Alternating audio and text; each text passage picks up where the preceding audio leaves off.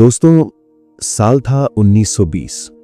America की एक खौफनाक मनोवैज्ञानिक लैब में एक 9 महीने का छोटा सा बच्चा जमीन पर बैठा खेल रहा था। उस बच्चे का नाम था लिटिल एल्बर्ट।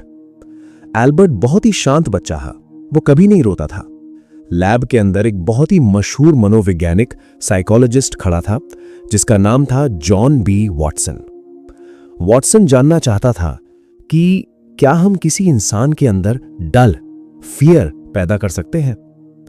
इस बात को साबित करने के लिए वॉटसन ने उस 9 महीने के एल्बर्ट के सामने एक प्यारा सा सफेद चूहा रख दिया। एल्बर्ट मुस्कुराया और चूहे को पकड़ने के लिए आगे बढ़ा। उसे कोई डर नहीं लगा, लेकिन जैसे ही एल्बर्ट के छोटे से हाथ ने चूहे को छुआ, बैंग, जोरदार आवाज का साउंड इफेक्ट। वॉटसन ने एल्बर्ट के सिर के ठीक पीछे एक लोहे के हथौड़े से एक बड़े से स्टील के पाइप पर जोर से वार किया। आवाज इतनी भयानक थी कि वो छोटा सा बच्चा बुरी तरह कांप गया और चीख चीख कर रोने लगा। वॉटसन यही नहीं रुका। जब भी एल्बर्ट उस चूहे को छूने की कोशिश करता, वॉटसन पीछे से वो हथौड़ा मारता। कुछ ही दिनों में एक खौफनाक जादू हुआ। एल्बर्ट का दिमाग हमेशा के लिए बदल गया। अब वॉटसन हथौड़ा नहीं मारता था, लेकिन एल्बर्ट सिर्फ उस सफेद चूहे को देखकर ही चीखने लगता था। धीरे धीरे उसका डर इतना बढ़ गया कि वो किसी भी सफेद और बालों वाली चीज से डरने लगा, चाहे वो सफेद खरगोश हो, रुई हो या फिर सांता क्लॉज की सफेद दाढ़ी। वॉटसन खुश था, उसकी थ्योरी सच साबित हो गई थी।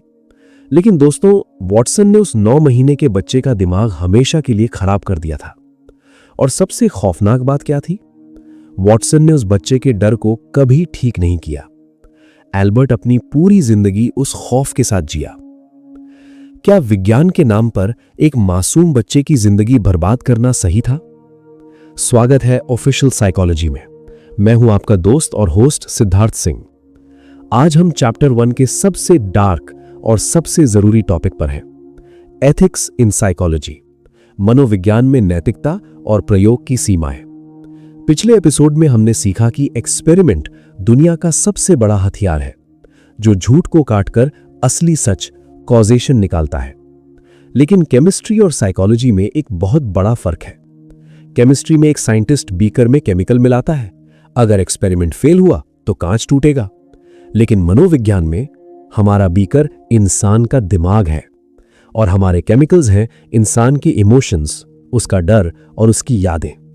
अगर हमारा एक्सपेरिमेंट फेल हुआ तो कांच नहीं, किसी इंसान की जिंदगी टूटेगी। लोग अक्सर पूछते हैं, एथिक्स क्या है? एथिक्स कोई बोरिंग चैप्टर नहीं है। एथिक्स उन सख्त नियमों का नाम है जो दुनिया भर के मनोवैज्ञानिकों को राक्षस बनने से रोकते हैं। इतिहास में जब जब मनोवैज्ञानिकों ने सच जानने के लालच में हदें पार की, तब तब ऐसे नियम बनाए गए जो आज हर रिसर्चर को मानने पड़ते हैं। लिटिल एल्बर्ट तो सिर्फ शुरुआत थी। इतिहास में मन की गहराइयों को नापने के लिए साइंटिस्ट्स ने ऐसे ऐसे एक्सपेरिमेंट्स किए हैं जिन्हें सुनकर आज भी रूह कांप जाती है। अगर मैं आज आपसे एक सवाल पूछूं कि क्या आप किसी अनजान इंसान को, जिसने आपका कोई नुकसान नहीं किया है, उसे सिर्फ इसलिए 450 वोल्ट का इलेक्ट्रिक शॉक देकर मार डालेंगे क्योंकि मैं एक साइंटिस्ट हूं, आपको ऐसा करने का ऑर्डर दे रहा हूं? आप कहेंगे, बिल्कुल नहीं, मैं कोई कातिल थोड़ी हूं। लेकिन दोस्तों, 1960 के दशक में एक साइकोलॉजिस्ट ने यही एक्सपेरिमेंट किया। उसने आम लोगों को, टीचरों को और क्लर्कों को अपनी लैब में बुलाया, और आप यकीन नहीं करेंगे कि उस लैब में कितने लोगों ने एक अनजान इंसान को करंट देकर तड़पाया। अगले पन्ने पर, पन्ना नंबर 2 पर, हम चलेंगे साइकोलॉजी के इतिहास के सबसे खौफनाक और विवादित प्रयोग के अंदर, द मिलग्राम शॉक एक्सपेरिमेंट। हम देखेंगे कि एक आम इंसान के अंदर का राक्षस कितनी आसानी से बाहर निकाला जा सकता है, और इस एक्सपेरिमेंट ने दुनिया भर के एथिक्स को हमेशा के लिए कैसे बदल दिया। तैयार हो जाइए, क्योंकि यह सच्चाई आपको आपके ही दिमाग से डरा देगी। दोस्तों, बात है साल 1961 की। दूसरा विश्व युद्ध खत्म हो चुका था। पूरी दुनिया सदमे में थी कि जर्मनी में नाजी सैनिकों ने लाखों मासूम लोगों को गैस चेंबर में कैसे मार डाला। जब उन सैनिकों को पकड़ा गया तो उनका सिर्फ एक ही जवाब था, हम कोई राक्षस नहीं हैं, हम तो बस अपने बॉस का ऑर्डर मान रहे थे। येल यूनिवर्सिटी के एक नौजवान मनोवैज्ञानिक स्टैनली मिलग्राम का दिमाग इस बात पर अटक गया। उसने सोचा, क्या सच में ऐसा होता है? क्या एक आम शरीफ इंसान सिर्फ ऑर्डर मिलने पर मर्डर कर सकता है? इसे टेस्ट करने के लिए मिलग्राम ने एक खौफनाक जाल बिछाया। उसने अखबार में एक विज्ञापन निकाला, हमें सीखने और याददाश्त पर एक एक्सपेरिमेंट के लिए कुछ आम लोगों की जरूरत है, आपको $4 मिलेंगे। एक आम आदमी, मान लीजिए एक बैंक क्लर्क, उस लैब में पहुंचता है। वहां उसे एक सफेद कोट पहने हुए साइंटिस्ट मिलता है और वहां एक और आदमी खड़ा होता है जो असल में मिलग्राम का ही एक एक्टर था। सफेद कोट वाला साइंटिस्ट कहता है, आज के प्रयोग में एक इंसान टीचर बनेगा और दूसरा स्टूडेंट। पर्ची निकाली जाती है और वो आम आदमी टीचर बन जाता है। उसे नहीं पता था कि ये पर्ची फिक्स थी। टीचर यानी आम आदमी देखता है कि उस स्टूडेंट को एक कुर्सी पर बांधा जा रहा है। उसके हाथों में बिजली के तार यानी इलेक्ट्रोड्स लगाए जा रहे हैं। टीचर घबराकर पूछता है, सर ये क्या है? साइंटिस्ट कहता है, कुछ नहीं, हम बस ये देख रहे हैं कि अगर कोई गलती करने पर सजा दी जाए तो क्या इंसान जल्दी सीखता है। अब उस आम आदमी टीचर को दूसरे कमरे में बिठा दिया जाता है। उसे स्टूडेंट दिखाई नहीं दे रहा, सिर्फ माइक से उसकी आवाज आ रही है। टीचर के सामने एक बहुत बड़ी डरावनी मशीन शॉक जनरेटर रखी है। इस मशीन पर 15 वोल्ट से लेकर 450 वोल्ट तक के स्विच बने हैं। 450 वोल्ट के स्विच पर लाल रंग से लिखा है डेंजर, सिवियर शॉक यानी खतरा, भयंकर करंट। साइंटिस्ट उस आम आदमी से कहता है, माइक पर सवाल पूछो, अगर वो गलत जवाब दे तो उसे करंट मारो। हर गलत जवाब पर करंट बढ़ाते जाना। एक्सपेरिमेंट शुरू होता है। शुरुआत में टीचर 15 वोल्ट का करंट देता है, उसे कुछ सुनाई नहीं देता। फिर 75 वोल्ट्स। अंदर से स्टूडेंट की आवाज आती है, आउच, मुझे करंट लग रहा है। टीचर घबराकर पीछे खड़े साइंटिस्ट को देखता है। साइंटिस्ट सिर्फ इतना कहता है, प्लीज कंटिन्यू, कृपया जारी रखें। वो आम आदमी 150 वोल्ट का स्विच दबाता है। अंदर से स्टूडेंट चीखने लगता है, मुझे बाहर निकालो, मेरे सीने में दर्द हो रहा है, मुझे हार्ट की बीमारी है, मुझे बाहर निकालो। याद रखिए, अंदर कोई करंट नहीं लग रहा था, वो सिर्फ एक टेप रिकॉर्डर बज रहा था। लेकिन टीचर को लग रहा था कि वो सच में उसे तड़पा रहा है। आम आदमी के पसीने छूटने लगते हैं, उसके हाथ कांपने लगते हैं। वो साइंटिस्ट से कहता है, सर वो मर जाएगा, मैं ये नहीं कर सकता, मुझे मेरे $4 नहीं चाहिए, मुझे जाने दो। लेकिन वो सफेद कोट वाला साइंटिस्ट बहुत ही ठंडी और सख्त आवाज में कहता है, the experiment requires that you continue. प्रयोग की मांग है कि आप जारी रखें, आपके पास कोई और विकल्प नहीं है। दोस्तों, इमेजिन कीजिए, आप उस कुर्सी पर हैं, अंदर एक इंसान आपके करंट से तड़प तड़प कर मर रहा है और पीछे खड़ा एक बॉस साइंटिस्ट आपसे कह रहा है कि बटन दबाओ। आप क्या करेंगे? आप बटन दबाएंगे या उस साइंटिस्ट के मुंह पर मुक्का मारकर वहां से भाग जाएंगे? इस एक्सपेरिमेंट को शुरू करने से पहले मिलग्राम ने दुनिया के बड़े बड़े साइकियाट्रिस्ट से पूछा था कि आपको क्या लगता है, कितने लोग उस लाल रंग के 450 वोल्ट यानी मौत के बटन को दबाएंगे? सबने कहा था 1% से भी कम, सिर्फ कोई पागल ही ऐसा कर सकता है। लेकिन जब एक्सपेरिमेंट खत्म हुआ तो जो डेटा बाहर आया उसने पूरी दुनिया की रूह कपा दी। उस कमरे में आए 100 में से 65% लोगों ने, यानी आधे से ज्यादा आम लोगों ने, पसीने से लथपथ होकर, रोते हुए, कांपते हुए, लेकिन आखिरकार उस 450 वोल्ट के मौत के बटन को दबा दिया था। उन्होंने एक अथॉरिटी यानी सफेद कोट वाले इंसान का ऑर्डर मानकर अपनी नजरों में एक बेकसूर इंसान का मर्डर कर दिया था। मिलग्राम ने साबित कर दिया था कि नाजी सैनिक कोई राक्षस नहीं थे। हम सब के अंदर वो सैनिक बैठा है। अगर ऑर्डर देने वाला ताकतवर हो तो 65% आम लोग मर्डर कर सकते हैं। लेकिन, और यहीं पर एथिक्स का सबसे बड़ा सवाल उठता है, क्या मिलग्राम ने कुछ गलत किया? अगले पन्ने पर यानी पेज 3 पर हम देखेंगे कि जब उन टीचर्स को, आम लोगों को सच पता चला कि उन्होंने किसी को करंट नहीं मारा तो उनके साथ क्या हुआ। क्या मनोवैज्ञानिक सच खोजने के लिए 100 आम लोगों को यह एहसास दिलाना सही था कि वो कातिल बन सकते हैं? यहीं से जन्म होता है साइकोलॉजी के 4 सबसे बड़े और कड़े नियमों का, द 4 पिलर्स ऑफ एथिक्स। तैयार हो जाइए क्योंकि अगला पन्ना विज्ञान की अदालत है। दोस्तों, इमेजिन कीजिए, आप उस कुर्सी से उठते हैं, आपके पसीने छूट रहे हैं, आपको लग रहा है कि आपने 450 वोल्ट का करंट देकर अंदर वाले इंसान को मार डाला है। तभी वो सफेद कोट वाला साइंटिस्ट मिलग्राम आपके पास आता है। वो दरवाजा खोलता है और आप देखते हैं कि अंदर वाला स्टूडेंट बिल्कुल जिंदा है, वो मुस्कुरा रहा है। साइंटिस्ट आपसे कहता है, शांत हो जाइए, मशीन में कोई करंट नहीं था, ये आदमी मेरा एक एक्टर था। वो जो चीखें आप सुन रहे थे वो सिर्फ एक टेप रिकॉर्डर था। आप एक गहरी सांस लेते हैं, आप खुश होते हैं कि कोई मरा नहीं, लेकिन जब आप अपने घर जाते हैं तो रात को आपको नींद नहीं आती। आप आईने के सामने खड़े होकर खुद को देखते हैं और आपके रोंगटे खड़े हो जाते हैं। आप सोचते हैं कि मैं कितना घटिया इंसान हूं। मुझे लगा था कि मैं बहुत शरीफ हूं, लेकिन आज मैंने $4 और एक साइंटिस्ट के ऑर्डर के लिए किसी की जान ले ली। मेरे अंदर तो एक राक्षस बैठा है।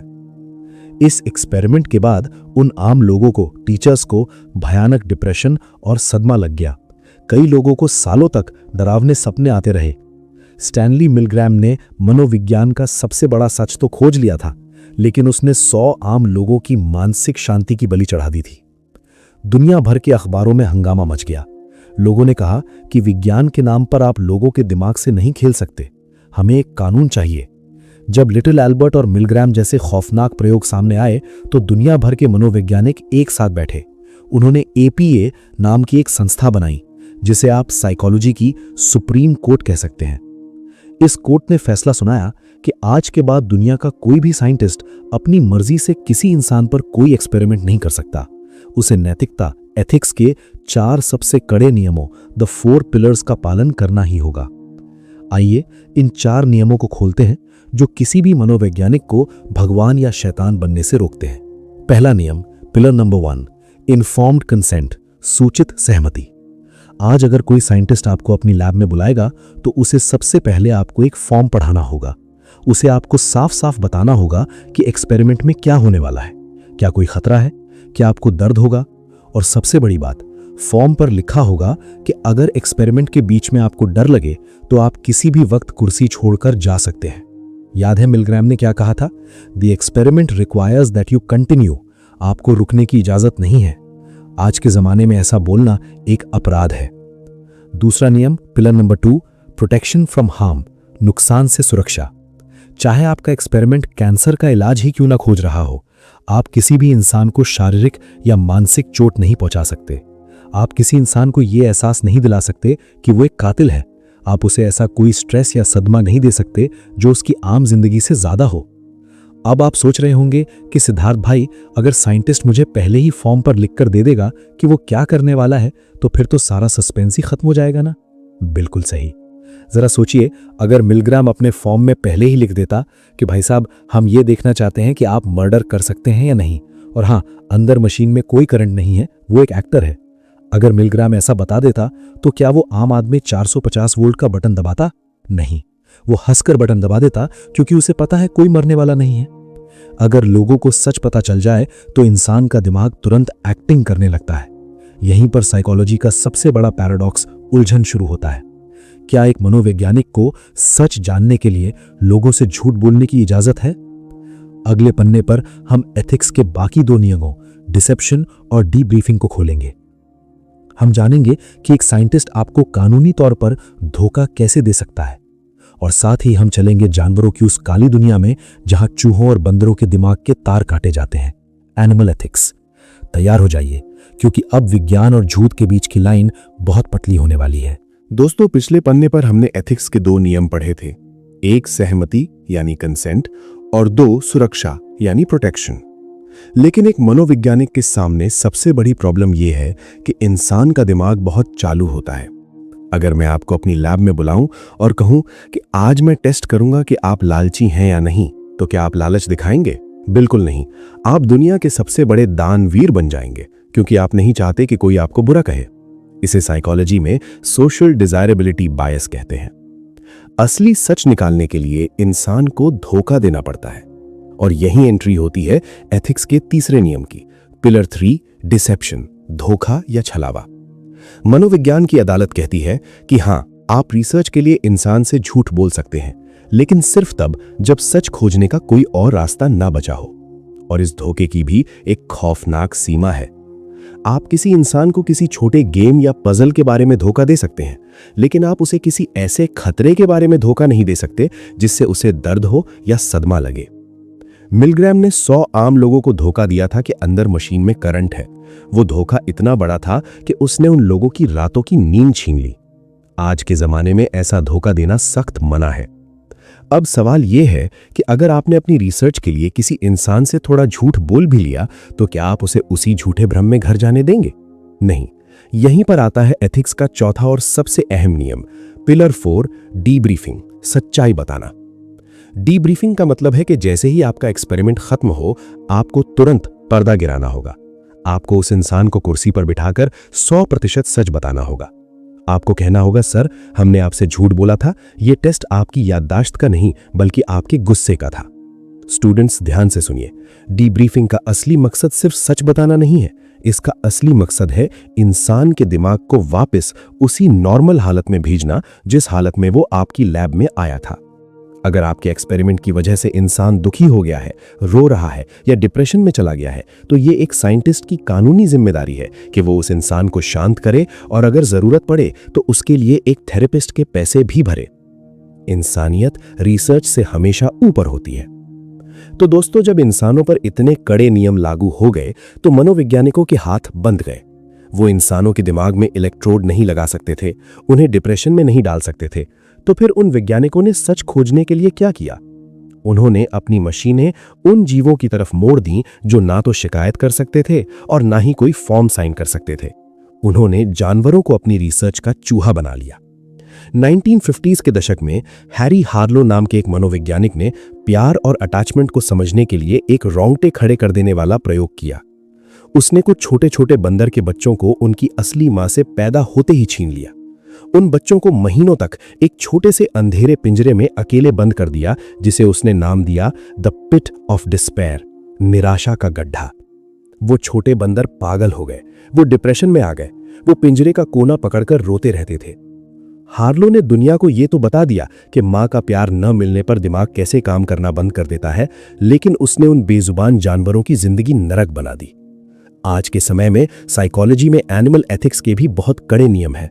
अगर आप किसी चूहे या बंदर पर रिसर्च कर रहे हैं तो आपको उन्हें बेवजह का दर्द देने की इजाजत नहीं है। आपको उन्हें साफ माहौल में रखना होगा और एक्सपेरिमेंट खत्म होने के बाद अगर उन्हें बहुत तकलीफ है तो उन्हें बिना दर्द के मौत देनी होगी। हम इंसान अपने दिमाग को समझने के लिए न जाने कितने बेजुबानों की बलि चढ़ा चुके हैं। तो दोस्तों, पिछले पन्नों पर हमने इंसानियत के सबसे डार्क एक्सपेरिमेंट देखे। हमने लिटिल एल्बर्ट की चीखें सुनी, हमने मिलग्राम की लैब में आम इंसानों को कातिल बनते देखा और हमने हार्लो के उन बेजुबान बंदरों का दर्द महसूस किया जिन्हें अंधेरे गड्ढों में पागल कर दिया गया था। अगर मनोविज्ञान की अदालत ने वो 4 नियम नहीं बनाए होते तो जरा सोचिए आज की दुनिया कैसी होती। आज कोई भी अमीर साइंटिस्ट आपको सड़क से उठा लेता और आपके दिमाग के साथ कुछ भी कर सकता था। ये एथिक्स के नियम सिर्फ किताबों में लिखने के लिए नहीं है, ये वो लोहे की जंजीरें हैं जो इंसान के अंदर बैठे उस राक्षस को बांध कर रखती हैं जिसे हम अंधा लालच कहते हैं। एक असली साइंटिस्ट वो नहीं है जो सच खोजने के लिए किसी की जान ले ले। एक असली साइंटिस्ट वो है जो सच की तलाश में भी अपनी इंसानियत ना खोए। अगर ज्ञान की कीमत किसी की आत्मा को तोड़कर चुकानी पड़े तो विज्ञान कहता है हमें ऐसा ज्ञान नहीं चाहिए। अब आप सोच रहे होंगे कि सिद्धार्थ भाई, मैं कोई साइंटिस्ट थोड़ी हूं, मुझे इन 4 नियमों से क्या लेना देना। दोस्तों, हम सब अपनी रोजमर्रा की जिंदगी में, अपने रिश्तों में अनजाने में कई खौफनाक एक्सपेरिमेंट करते हैं। जरा सोचिए, क्या आपने कभी अपने पार्टनर या दोस्त का लॉयल्टी टेस्ट लिया है? क्या आपने कभी किसी अनजान नंबर से मैसेज करके अपने ही पार्टनर से फ्लर्ट करने की कोशिश की है, यह देखने के लिए कि वो धोखा देता है या नहीं? अगर हां, तो बधाई हो, आप अपनी जिंदगी के स्टैनली मिलग्राम बन चुके हैं। आपने क्या किया? आपने इन्फॉर्म्ड कंसेंट नहीं ली, आपने उसे डिसीव किया। और जब आखिर में उसे सच पता चलेगा, डीब्रीफिंग, तो क्या आप उसके टूटे हुए भरोसे को ठीक कर पाएंगे? बिल्कुल नहीं। रिश्तों में जब हम दूसरों को टेस्ट करने लगते हैं तो हम अपनी इंसानियत खो देते हैं। किसी इंसान का भरोसा तोड़कर, उसका दर्द देखकर अगर आपको सच मिल भी गया तो वो सच किसी काम का नहीं। एथिक्स हमें यही सिखाती है कि दुनिया में हर इंसान की एक इज्जत है। कोई भी इंसान आपके शक को मिटाने वाला चूहा नहीं है। और दोस्तों, इसी डार्क लेकिन खूबसूरत सच के साथ हमारा chapter 1 the foundation of psychology पूरी तरह से खत्म होता है। इस चैप्टर में हमने एक लंबा और रोमांचक सफर तय किया। हमने सिगमंड फ्रॉइड के अचेतन मन के अंधेरों को देखा, हमने बिहेवियरिज्म के रोबोट्स को समझा, हमने आइसक्रीम और शार्क के कोरिलेशन वाले धोखे को काटा, और आज हमने विज्ञान की नैतिकता की हदों को छुआ। अब आप सिर्फ एक आम इंसान नहीं है, अब आपके पास दुनिया को देखने के वो 5 जादुई चश्मे हैं जिनसे मनोवैज्ञानिक इस दुनिया को देखते हैं। लेकिन रुकिए, अब तक हमने सिर्फ बाहर से देखा है कि इंसान कैसे सोचता है और बर्ताव करता है, लेकिन ये सारी सोच, ये सारा गुस्सा, ये सारा प्यार आखिर पैदा कहां से होता है? इमेजिन कीजिए आपके सिर के अंदर 1.5 किलो 3 पाउंड्स का एक ऐसा मांस का लोथड़ा है जिसके अंदर ब्रह्मांड के तारों से भी ज्यादा कनेक्शंस हैं। वो मांस का टुकड़ा जो खुद को मैं कहता है। अगले एपिसोड से हम शुरू करने जा रहे हैं मनोविज्ञान का सबसे जादुई और scientific chapter 2, biological basis of behaviour, व्यवहार का जैविक आधार। हम चलेंगे आपके दिमाग के अंदर। हम देखेंगे कि एक न्यूरॉन कैसे फायर होता है और कैसे एक छोटी सी केमिकल की बूंद, न्यूरोट्रांसमीटर, आपको दुनिया का सबसे खुश इंसान बना सकती है या आपको डिप्रेशन के गड्ढे में धकेल सकती है। तैयार रहिए अपने ही शरीर के अंदर का यूनिवर्स एक्सप्लोर करने के लिए। मैं हूं आपका होस्ट सिद्धार्थ सिंह और आप सुन रहे थे ऑफिशियल साइकोलॉजी। विज्ञान के राक्षस को जगाने से बचिए और अपनी जिंदगी में नैतिकता लाइए। मिलते हैं चैप्टर 2 में। Stay curious, stay unstoppable. जय हिंद।